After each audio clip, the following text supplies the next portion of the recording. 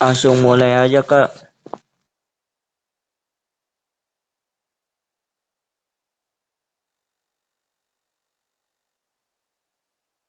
Oke, udah. Bunga udah di record? Oke.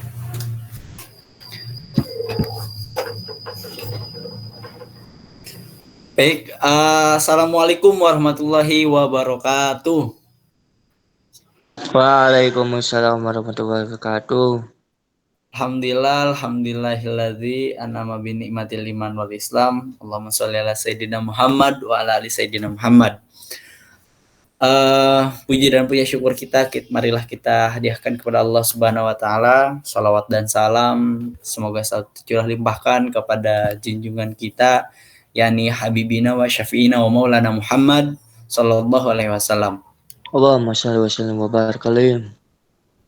Baik, tentunya yang kita hormati dan yang sama-sama kita hormati Bapak Dr. Wazin MSI, dan tak lupa yang saya hormati, yang saya banggakan teman-teman semuanya yang alhamdulillah pada siang ini kita masih diberikan kesempatan untuk melakukan tugas kuliah kita, yakni tugas presentasi per kelompok melalui Google Meet. Baik, kita lanjutkan kepada presentasi kita, yakni materi kita tentang murabahah, salam, istisna dalam transaksi bisnis. Ya, tentunya kita dari kelompok 1, izin memperkenalkan diri, saya sebagai moderator Muhammad Ilman Hayatami dengan NIM 211410142. Tentunya ada rekan-rekan saya, di sini ada Bunga Ahista Rania. Selanjutnya ada Sifa Aulia Khairun Nisa, yang selanjutnya ada Ahmad Fauzi. Baik, kita lanjutkan kepada pemaparan materi yang mungkin akan disampaikan. Materi pertama yang akan disampaikan itu tentang materi definisi akad murabahah, salam, dan istisna menurut DSN atau MUI dan KHES, yang akan disampaikan oleh Sifa. Kepadanya dipersilahkan. Baik, moderator. Yang pertama itu akad murabahah. Akad murabahah itu ada 2. Yang pertama itu KHES dan SMUI. Yang pertama itu akad jual beli barang dengan harga beli yang dispesifikasikan antara penjual dan pembeli. Yang kedua, pembayaran dapat dilakukan secara tunai atau secara angsuran. Yang ketiga, penjual harus memberitahukan harga belinya kepada pembeli. Selanjutnya itu cash. Yang pertama itu akad jual beli barang dengan keuntungan yang disepakati secara penjual dan pembeli. Yang kedua itu penjual harus terlebih dahulu memiliki barang yang dijual. Yang ketiga itu pembayaran dapat dilakukan secara tunai atau secara angsuran. Selanjutnya itu akad salam. Bunga.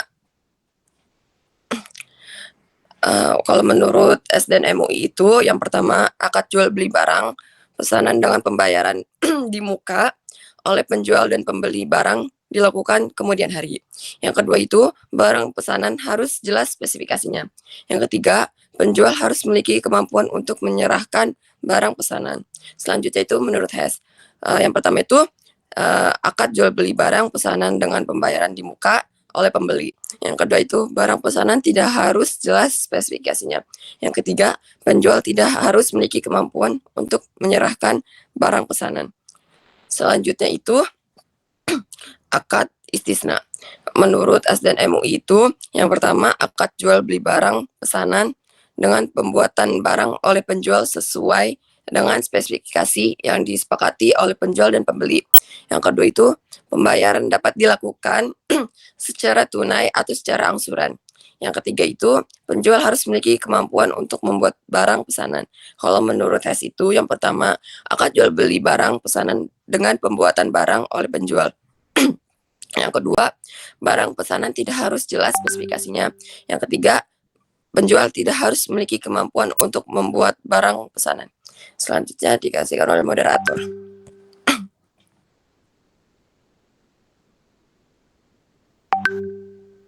Baik, terima kasih kepada Siva yang telah memaparkan materinya ya tentang definisi tadi tentang akad, murabahah, salam dan istisna.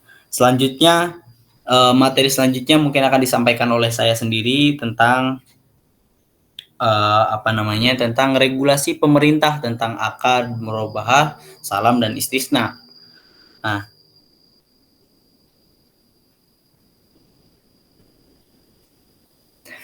yang pertama kita akan bahas tentang pembiayaan murabahah ya.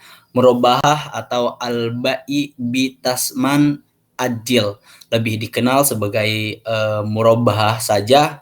Murabahah berasal dari kata ribhu atau keuntungan.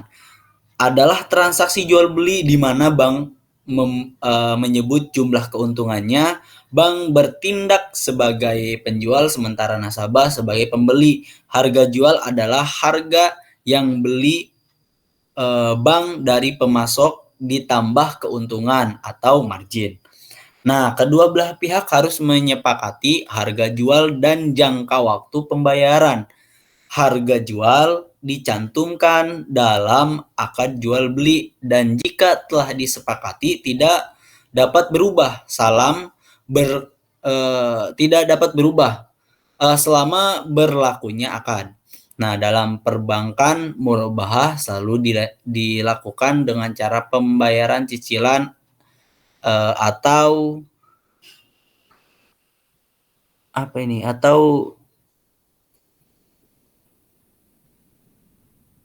pembayaran cicilan.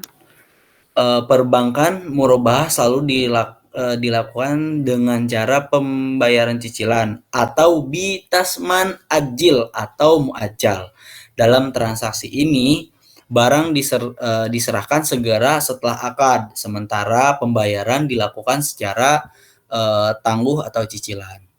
Lanjut, di next kita akan membahas tentang pembiayaan salam.